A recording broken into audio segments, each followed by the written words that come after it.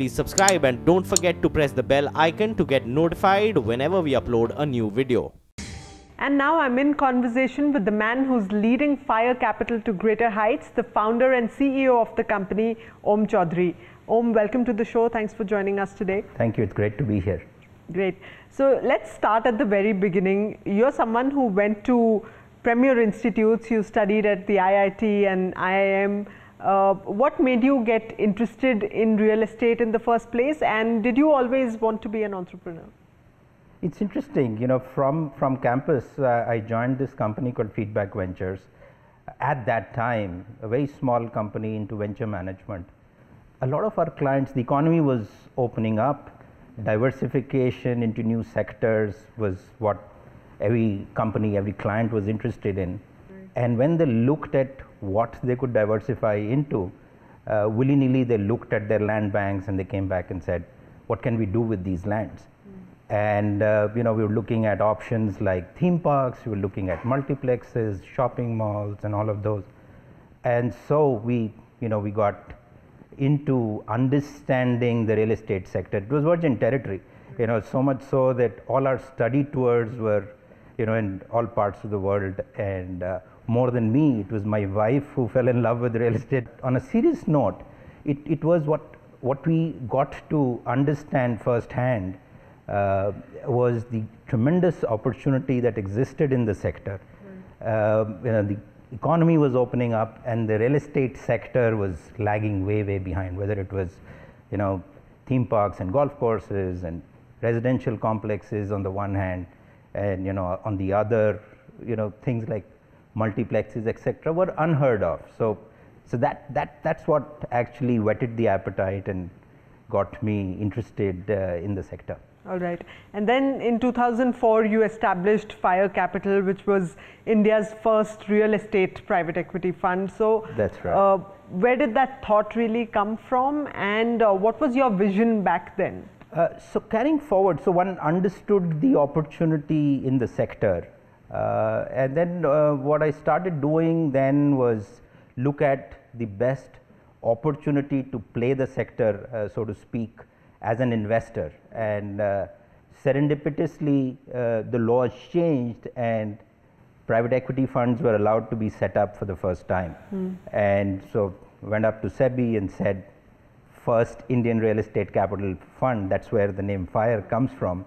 So got started, got that approval. But what also was, you know, a realization at that time was the quantum of funding was such that it seemed but natural that foreign direct investment would be, you know, the way forward. So Fire essentially started looking at US based investors, and that's what I did. Raised the fund there with a very focused objective of getting into tier 2 cities. Right. So talking of SUVs or satellite urban villages, as you call them, where all in India have you established these? What's your project plan? How many projects are in the pipeline, and what's your vision for, say, the next 5 years? SUVs or satellite urban villages, essentially, when you look at urbanization and you look at why, you know, what is the objective of planned urban development, it's essentially looking at upgrading the living standards, the lifestyle of people in these urban communities. And so that's where it all started, saying we have an aspiring middle class that is moving to urban areas. So we said there are needs of, you know, of the consumer on the one hand, and on the other there were these challenges of planning in our cities bursting at its seams. Infrastructure was a challenge. So how do we kind of bridge this? So we said, let's bring in best of breed architects and planners. So we worked with the top architects, the top 5 in the world, got them in and said, we want to build communities outside. Self-sufficient are each of these townships that you've built in different cities? So, you know, the one in Indore, which is the one that we started with first, has its own school, its own shopping, etc., its own commercial district. So it is a walk to work, walk to school, walk to play tennis, all kinds of, you know, the dreams that people have in terms of not wanting to commute, because that in urban cities was a big challenge. That one is a 139-acre township, which was awarded the best township award a few years ago, competing with the big developers. So you're currently present in Nagpur and Indore, Chennai, Bangalore. What are the cities that you're setting up projects in the next couple of months or years? So we have city that you missed was Jaipur, which is a 650-acre development, which is our largest. But if you look beyond, and you look at cities like Bhubaneswar, if you look at cities down south, Coimbatore, there are a lot of these 2 million plus cities, and now with the programs of the government, we have the smart city program, they're looking to decongest the urban centers. So those are the cities that we are looking at. Dehradun, we're looking at Lucknow, all these cities which are tier 2, so to speak, or the emerging mini metros. And you're always planning to focus on the value housing segment only, or are there plans to get into perhaps luxury or other target consumers? If you look at our townships, we have villas at the top end, which are 5,000 square feet over 500 square yards of land, which could be luxurious in another context, but what we try and do is offer that at the price of an apartment elsewhere in the city. So from that standpoint, it's value, and we want to continue to focus on that aspect, because that's where we think that the demand is the highest. One of the most ambitious plans of this government is the Make in India mission, planning to make India a manufacturing hub for the world, and infrastructure is going to play a key role there. Social infrastructure is going to be extremely key to the success of Make in India. So how is Fire Capital poised to contribute? How is Fire Capital poised to really take that Make in India mission forward? Well, actually, if I look back, we've kind of been contributing to the Make in India mission, even while that program did not formally exist when we started out.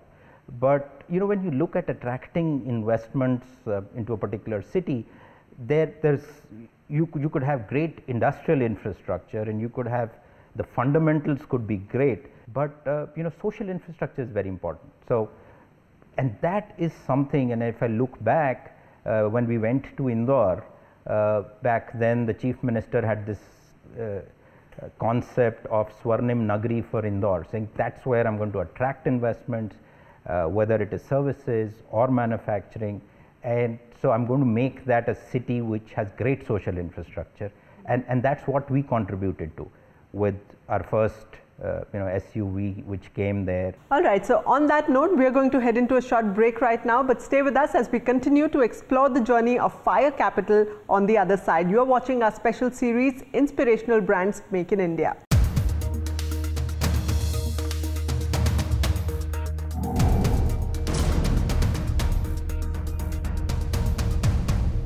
Welcome back to Inspirational Brands Make in India. We are in Bengaluru today in conversation with the founder and CEO of Fire Capital, a company that was India's first private equity fund dedicated to the real estate sector.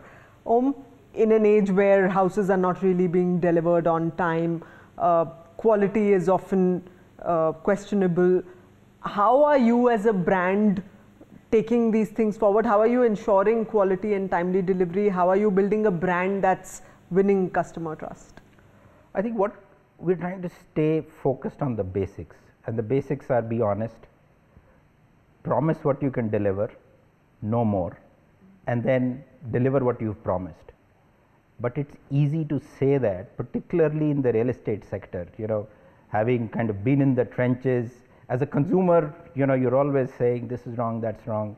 But when you're on the other side, this is one sector which has the highest number of linkages backward, forward. You're dependent on too many people, and you're dependent on the regulatory authorities to get approvals on a timely basis. So there often exists a situation where you might have the best, intentions. And despite those intentions, there could be some spanner in the works which is outside your locus of control. And in that situation, what you need to do is stay focused on communicating with your consumers. Good news, bad news, just bring it to them, tell them what's going on. But what you need to do is just make sure that you don't over-promise and under-deliver. 2017 was also the year of one of the biggest structural reforms for the real estate sector. The Real Estate Regulation Act came in. How has that really impacted industry, and going forward, how do you see RERA impacting real estate developers as well as projects in the future?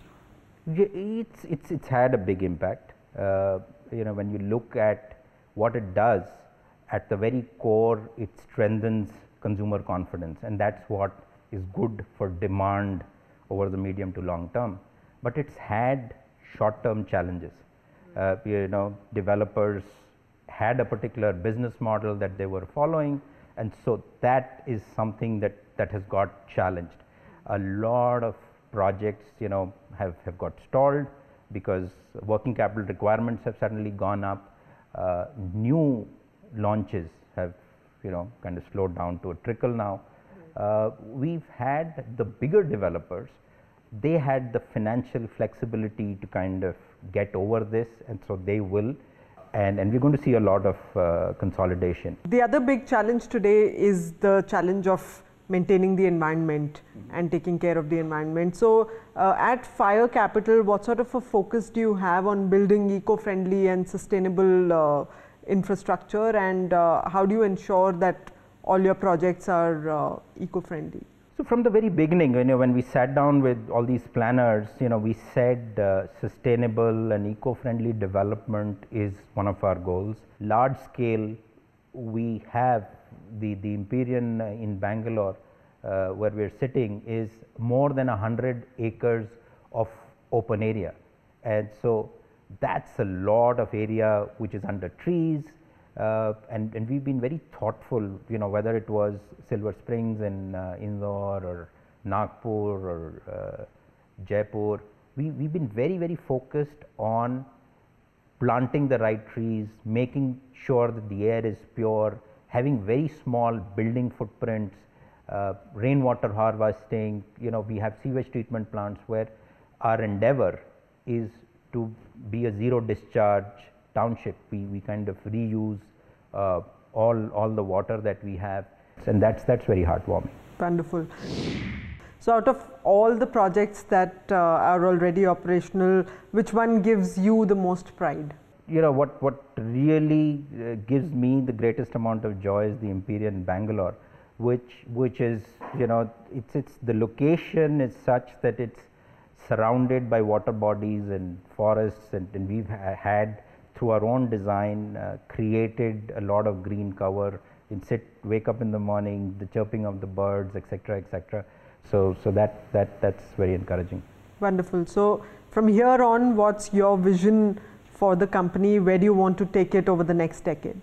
I think we have a good thing going in terms of focusing on the need gaps. We just want to continue doing that. There is, with the urbanization that has taken place in the country, the environment is getting impacted, people's health is getting impacted. So a lot of that we can change through the SUV concept. So we want to do this more and more, and play our little role in making our urban environment more livable. Thank you so much for being on the show today, Om. It's been a pleasure talking to you. Pleasure to be here. Well, with that, it's a wrap of this episode of Inspirational Brands Make in India. Hope you enjoyed the inspiring success story of Fire Capital. We'll be back next time with yet another inspiring story of a brand that's contributing significantly to the Make in India mission. Till then, thanks for joining us. Goodbye.